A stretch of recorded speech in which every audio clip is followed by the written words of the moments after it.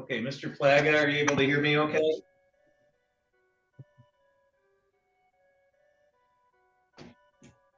Mr. Plaga, are you able to hear me? Yes, sir.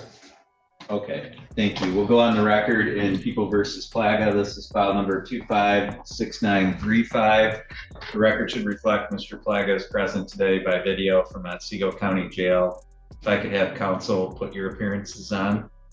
Morning, Your Honor. For the record, Mike Roll on behalf of the people. Thank you, Your Honor. Larry Brown on behalf of Mr. Plaga.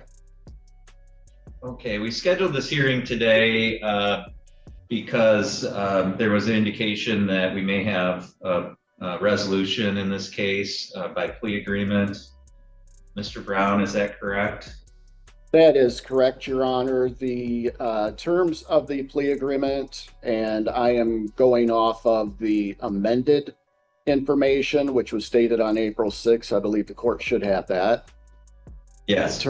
The terms would be to plead to counts 3 and 4 as a habitual third offense for dismissal of the remainders. Okay, Mr. Roll, is that a correct statement of the offer? It is. Thank you. Thank you. Mr. Plaga, were you able to hear that? Yes, sir. Is that the agreement that you've discussed with Mr. Brown? Yes, sir, it is. And is that how you wanted to proceed today? Yes, sir. Can you raise your right hand, please? Do you solemnly swear or affirm the testimony you're about to give will be the truth, the whole truth, and nothing but the truth, so help you God? Yes, sir. Thank you. You can lower your hand. Mr. Plaga, are you currently on any kind of probation or parole? Yes, sir. I'm on parole. On parole? Okay. So you understand that because of your parole status that you would not be entitled to any jail credit? Yes, sir. And then do you understand that because of your parole status that any sentence in this case would have to be served consecutive or in other words, back to back with any penalty you might receive for violating your parole? Yes, Your Honor. Okay. And then in this case, count 3, which is possession of analogs. In this case, it looks like possession of Suboxone. As a habitual third offender, the maximum penalty you could face would be up to 4 years and a $4,000 fine. Do you understand that? Yes, sir. Okay. And then count 4, which is possession of methamphetamine. As a habitual third offender, that is a maximum of 20 years. Do you understand that?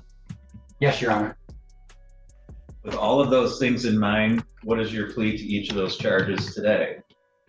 Guilty, sir.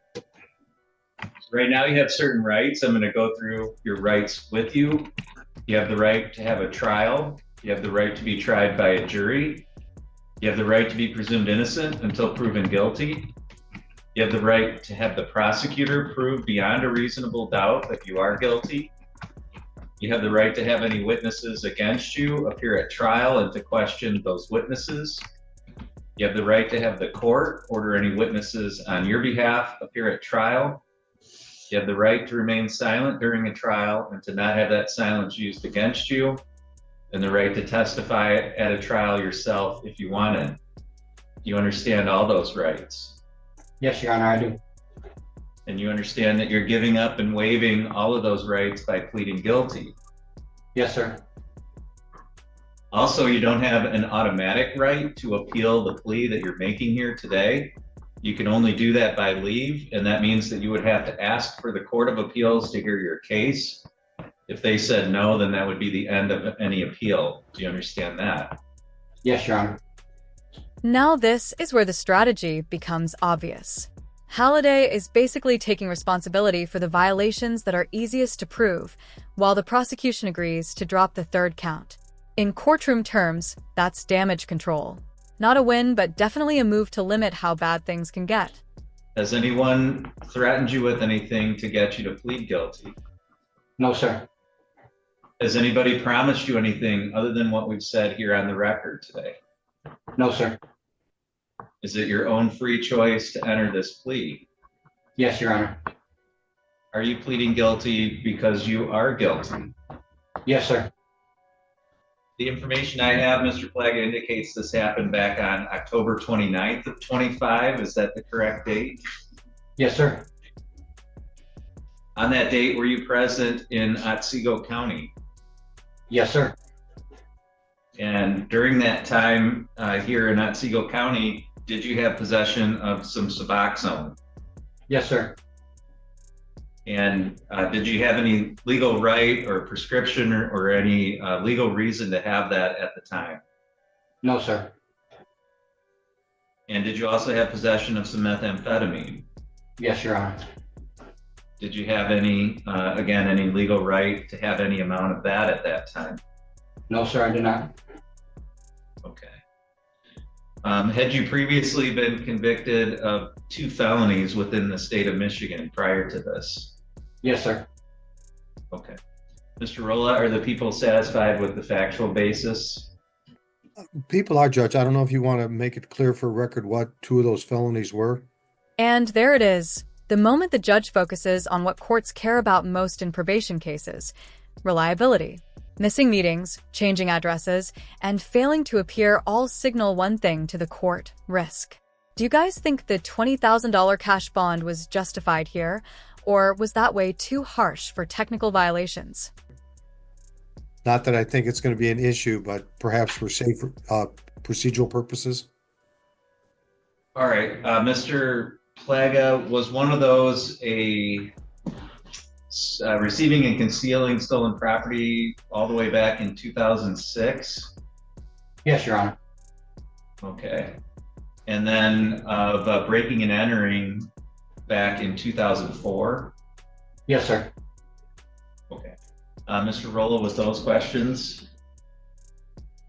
Yes, Your Honor. Thank you. Okay. Mr. Brown, are you satisfied with the factual basis? I am, Judge. Mr. Rolla, are the people aware of any threats, promises, or inducements other than what's been placed on the record? No, Judge. Mr. Brown? I am not. Mr. Rolla, are the people satisfied that the court has complied with statute and court rule in the taking of this plea? Yes, Your Honor. Thank you. Mr. Brown? Yes, Your Honor. Mr. Plaga, the court finds that your plea is knowing, voluntary, and accurate. The court is satisfied that there is a factual basis to support a finding that you are guilty of each of these charges. The court will accept your guilty plea as to each. We'll set this matter for a sentencing hearing. Mr. Rolla, if you could notify the probation department of the plea here today. Mr. Plaga, somebody from the probation department will be in touch with you to prepare a pre-sentence report, and then you'll have an opportunity to go through that with your attorney prior to the sentencing hearing. Mr. Brown, is there anything further that we need to address today? Just one quick question. I'm assuming the jury trial will be taken down. And Correct. he is scheduled for a final status conference on June 3rd. I'm not sure if he could have his PSI by that date. I didn't know if the court wanted to use that date for sentencing or if the court will just set another date. I will see if the probation department can get it ready by then. I recognize Mr. Plaga is sitting on dead time Yes. while this is pending, so I understand he has an interest in getting this to sentencing as quickly as possible. So I will make that request. If we can set it for sentencing on June 3rd, then we will. Otherwise, we'll set it for the next possible date following when the PSI is completed. But I suspect because Mr. Plaga is on parole, the PSI, I mean, they should have a lot of that information already, I would think. So just for clarification, Your Honor, will the court send out notice or should we keep that date on? That's a good question. I'm going to talk to Jennifer at my office about how she wants to do that, because Okay. she's probably in a better position to know that. So, All right. Thank you. but we'll certainly let counsel and Mr. Plaga know how we're going to proceed. Thank you, Judge. Nothing further. Okay. Mr. Plaga, did you have any questions? No, sir. Okay. All right. Thank you. That's all for this hearing today, and all parties are free to disconnect. Thank you. All right, thank you. Have a good day.